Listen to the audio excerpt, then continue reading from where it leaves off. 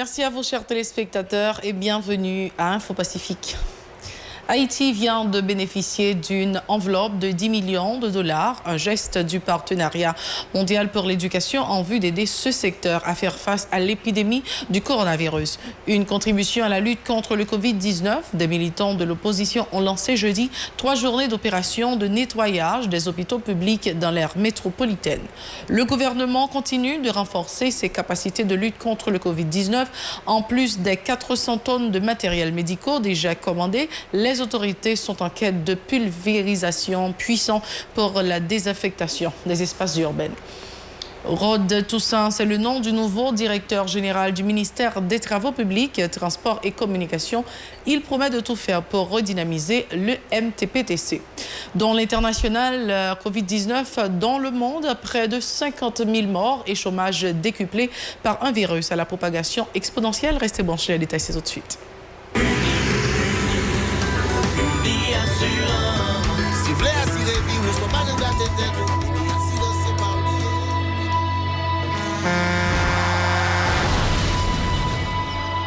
En général, moun pa reme pran assurance. Yo considéré que son l'argent rejeté. Et pourtant, l'argent assurance te doué dans budget ou à côté l'argent kayak, l'argent manger. Li là pour les deux traverser un mauvais pas. Gardez tout à côté ou. Ouais, comment gros problème qu'on entre sur le monde sans attendre. Mandez Dieu pardon, ça qu'arrive au tout. Une assurance dit ou, précaution pas capon. Les mal arrivés, les faux amis flair à saison, a fait comme si on pas de jambe connaît ou. Une assurance après rétaver ou pour le jour, continuer vivre la vie ou, quitter ce course-là, non mais nous. Une assurance. Vivez en toute assurance. Nous sommes de retour pour vous parler en long et en large de ce qui se passe dans ce journal. Un geste pour atténuer l'impact des perturbations immédiates et à long terme causées par le Covid-19 sur l'éducation. Le partenariat mondial pour l'éducation a approuvé un fonds de 10 millions de dollars en faveur d'Haïti. L'annonce a été faite mercredi au terme d'une réunion en ligne exceptionnelle du conseil d'administration du dit partenariat par Talia Miranda de Chase Martin, chargée du dossier d'Haïti au PME. Selon Madame Chase Martin, Haïti bénéficiera d'un financement immédiat accéléré de 13,3 millions, comprenant les 3 millions d'aides pour la poursuite des activités scolaires après la période du pays long et ce soutien de 10 millions supplémentaires en vue de faire face à la crise sanitaire qui affecte l'éducation. Le financement du PME sera disponible immédiatement en vue d'appuyer le plan de réponse du ministère haïtien de l'éducation par rapport au Covid-19 en répondant aux besoins urgents et à long terme. Il s'agit notamment d'assurer la poursuite des apprentissages, notamment à travers des programmes radio et télévisuels éducatifs, la fourniture de matériel pédagogique et un support aux enseignants. Le gouvernement haïtien cherche à mettre à la disposition du ministère de la Santé publique et de la population les moyens nécessaires pour combattre le Covid-19. En plus des 400 tonnes de matériel médicaux déjà commandés, les autorités sont en quête de pulvérisateurs puissants pour désinfecter les espaces urbains. La lutte contre le coronavirus s'annonce difficile et nécessitera des moyens financiers importants selon le Premier ministre Joseph Jout. En ce sens, des démarches sont en cours auprès du ministère des Finances pour l'ouverture d'un compte de solidarité destiné à recueillir des fonds de donateurs du secteur privé et des citoyens qui souhaitent aider le pays à affronter la crise sanitaire provoquée par le Covid-19. Les usines et manufactures concernées par la fabrication des masques commandés doivent respecter scrupuleusement les mesures suivantes. Obligation pour les ouvriers de se laver la main au savon avant de pénétrer le factory. Le port du masque est obligatoire en tout temps, distance de 1,50 m entre chaque ouvrier à respecter.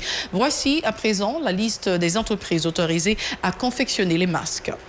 Interaméricaine, Wowen, IW, Parc industriel métropolitaine, PMI, Modas Gloria, MGA, Parc industriel métropolitain, PMI, Haïti, Premier Apparel SA, rue Jean-Gilles, Quality Sewing SA, rue Frère Simon, Caribbean Iceland, Apparel Sodecop, Parc MBI, Parc industriel métropolitain, PMI, Brandt Apparel Codevi, MD Industry, Codevi, Top Choice Apparel Codevi, Supérieur Supérieur Groupe SGC Codévi, classe International, Holding, Codévi H4H, zone 6DA, Tabar. Cas entreprises peuvent à tout moment recevoir la visite d'inspection du ministère de la Santé, du ministère des Affaires sociales et du Travail et de la coalition des syndicats évoluant dans le textile, COSET et de toute autre organisation syndicale concernée. La chloroquine doit être dispensée exclusivement sur présentation d'une ordonnance médicale émise par un professionnel de santé autorisé, lit-on dans une circulaire du ministère de la Santé publique en date du 31 mars 2020. Au fait, il s'agit de rappels pour protéger la santé de la population de tout problème éventuel pouvant survenir à l'automédication. La ministre Marie-Greta Roy-Clément dit compter sur la collaboration des pharmaciens et de la population pour la stricte application de cette disposition. Des membres des structures de base des partis politiques de l'opposition ont entamé ce jeudi 2 avril 3 journées de nettoyage au niveau de plusieurs hôpitaux de l'aire métropolitaine de Port-au-Prince.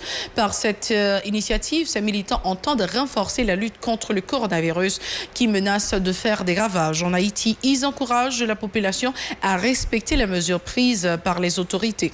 La déclaration de Abel Loreston et d'Edzer Jean-Louis. De sensibilisation et de nettoyage que nous avons lancé dans l'hôpital public.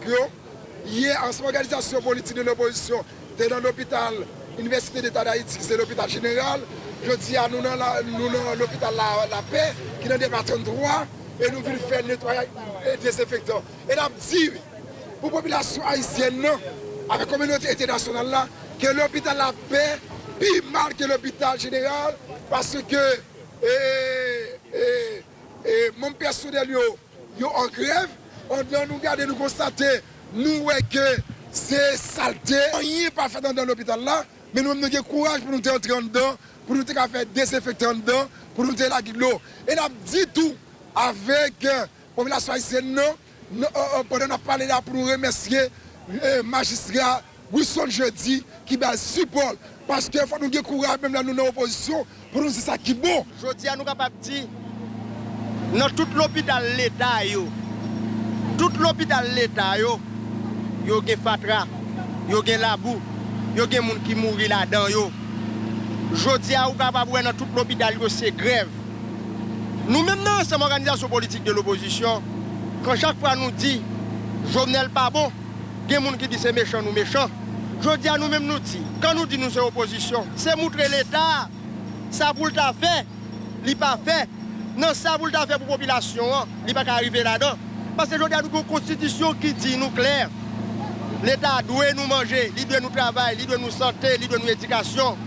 Je dis à la, pas d'éducation, pas de santé, pas de rien. Autre point, ce journal des marchands de la zone métropolitaine de Port-au-Prince continue de dénoncer la hausse vertigineuse des prix des produits de première nécessité. Étant les principales victimes de cette situation, elles demandent aux autorités de se pencher sur leur cas. Leurs propos sont recueillis par Rigarnoël. Pas de la vente, pas de cob.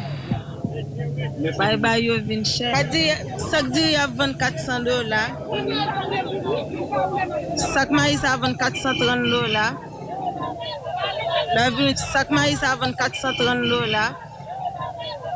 La vie dit mon yo pour yo.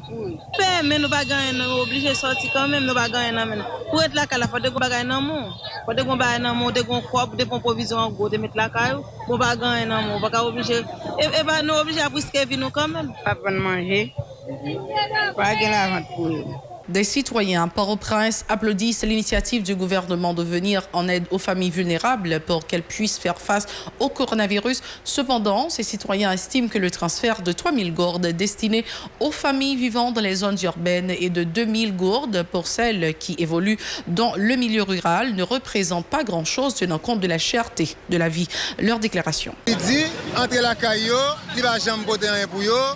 Il dit la voie comme pas mon cash, il dit la fait ceci, la fait cela. C'est les Mawel vient sous téléphone, bam, m'a parlé de ça. Ou bien Mawel vient sur téléphone yon l'autre monde qui dit que lui même ça le recevoir. Moi ne pas qu'à parler de ça parce que moi-même, moi pas bien ébu de ça. Bon s'il t'a fait le tout parce que ton date a mangé l'argent payé sous cette malheureux sous et c'est ta l'argent nous encore, il t'a prend conscience. L'État prend conscience de ça et puis qu'on y a l'état remboursé peuple ali. Mais nous avons dit félicitations, tout nous avons battu bravo pour lui. En fait, il va y avoir 2000 gouttes. Ça va pas solutionner le problème peuple. On peut dans grand goût, dans misère, dans calamité, dans toute qualité misère. Et puis, il va faire la caille pour 2000 gouttes. Ça, 2000 gouttes qui règle. Des petits gens disent ça. Moi, je regarde le plus gros virus qu'on a dit moi. Même l'État fait, nous t'avons félicité. Même l'État voit mon cash là. Moi, je félicité parce que c'est l'argent peuple là, la voie peuple là. C'est pas nous la fait peuple là, c'est l'argent nous la voie nous. La directrice générale de la loterie de l'État haïtien, LEH, demande aux entreprises concernées de respecter les consignes des autorités dans le cadre de la lutte contre le coronavirus. Margaret Fortuné, qui intervenait ce jeudi 2 avril au CIPC, Centre permanent d'information sur le Covid-19, a fait savoir que tout contrevenant sera sanctionné par la loi. Dans la foulée, elle a informé que le gaguerre est interdit sur toute l'étendue du territoire national pendant toute la durée de l'état d'urgence. Direction générale loterie de l'État haïtien a dit pour gaguerre c'est interdit. Pour casino, il faut respecter consigne distance sociale que le ministère de la Santé publique demande. Pour les machines à sous, il faut que distance soit respectée. Il faut que moun qui gen machine à sous qui dans la rue, faut prendre disposition pour mettre le minimum, un beau kit avec de l'eau, avec un beau de savon, avec un petit Clorox, alcool pour moun yo laver main yo avant yo à jouer parce qu'il y a pesé la machine, il y a plagué l'argent là-dedans. Ça veut dire que c'est pour protéger business ou protéger moun qui travaille là, protéger moun qui vinn jouer pour ne pas gain plus moun qui infecté dans le coronavirus, dans le jour qui venir. C'est un secteur qui a pile de monde qui a joué là-dedans. Là, on a privé sous banque bolette. Après, notre là, après live, l'autre a été fait. Nous, Leslie, dans 2-3 banques, ils mettaient un bokit. Il y a un pile de banque bolette. Saint-Jean, pas respecté. Consigne, ministère là. La confiance, pas respecté.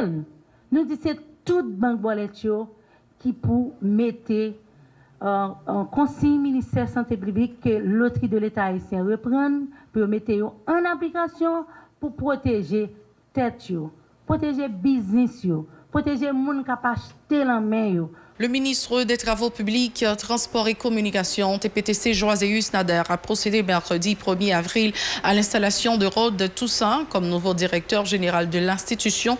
Joaséus Nader invite son collaborateur immédiat de se mettre au travail pour redynamiser le MTPTC. Il était au micro de Rigueur Noël.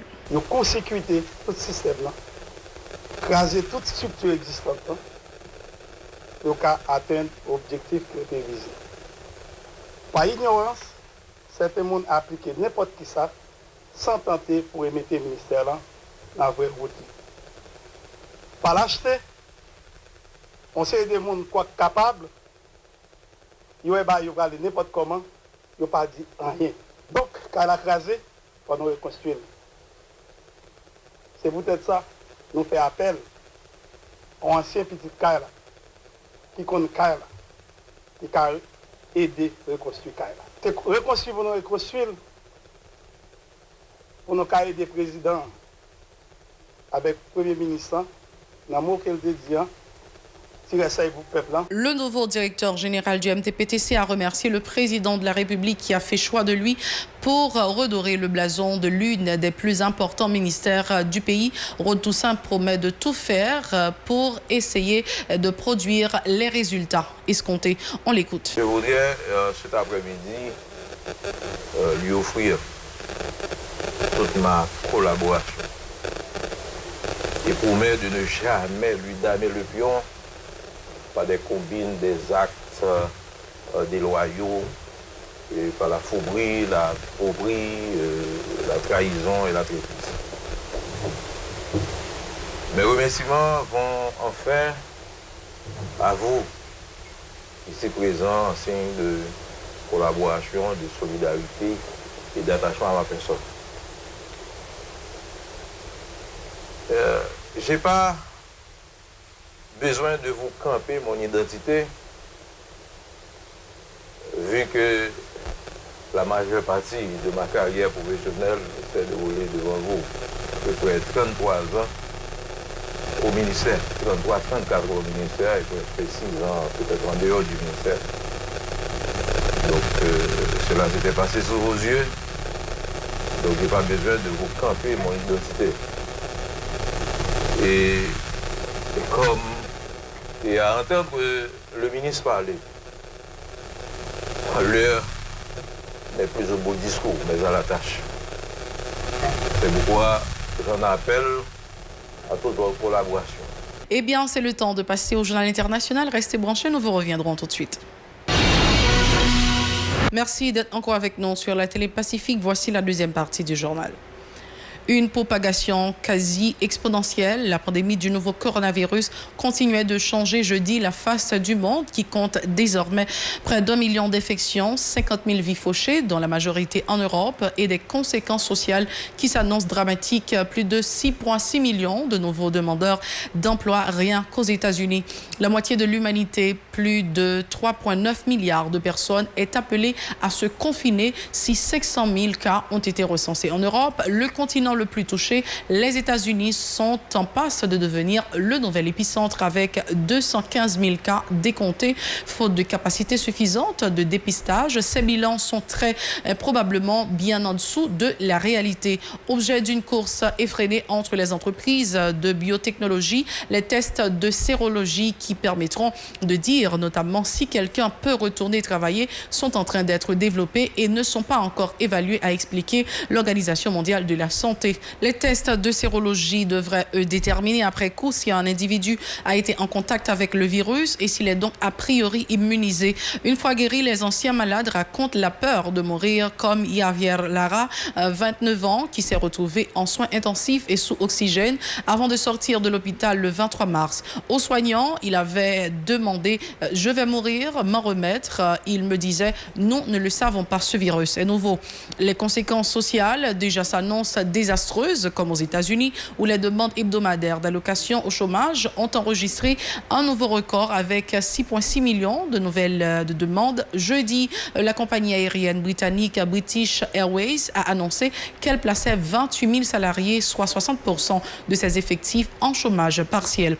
L'ampleur de la crise ne dissimule pas les tragédies individuelles. La mort d'un nouveau-né dans l'État de Connecticut a ainsi particulièrement frappé les esprits, les enfants étant jusqu'ici relativement épargnés. Selon les projections de la Maison-Blanche, le Covid-19 devrait faire entre 100 000 et 240 000 morts aux États-Unis. La pandémie a entraîné jeudi le report d'un mois à mi-août de la convention du Parti démocrate qui doit désigner son candidat à la présidentielle face à Donald Trump. Obsèques Express, profondément préoccupé, le secrétaire général de l'Organisation mondiale de la santé, Tedros Adhanom, n'a pu que constater la croissance quasi exponentielle du nombre de cas, au point qu'au Brésil, près de Sao Paulo, dans le plus grand cimetière d'Amérique latine, les fossoyeurs, dépassés par l'arrivée incessante de nouveaux cercueils, effectue des enterrements express. De la sortie du corbillard à la pose de la couronne de fleurs sur la tombe déjà réouverte de terre, l'enterrement ne dure pas plus de 6 minutes. En Iran, l'un des pays les plus touchés, 3,160 morts, où les autorités ont tout fait pour éviter le confinement avant de se résoudre fin mars à interdire tout déplacement entre les villes. Le président du Parlement, Ali Larijani, a été testé positif à son tour malgré des mesures de confinement qui concernent près d'un habitant de la planète sur 2. Les bilans ne cessent de s'alourdir. Plus de 13 000 morts en Italie, 10 000 en Espagne, plus de 100 000 aux États-Unis. N'oubliez pas de nous suivre sur les réseaux sociaux, Facebook, Twitter, Instagram, YouTube ou encore radio-télévision-pacifique.com. Vous pouvez également télécharger l'application Radio-Télévision Pacifique sur votre smartphone. Vous pouvez également nous suivre sur les bouquets Canal+, chaîne 182. Au revoir, à la prochaine.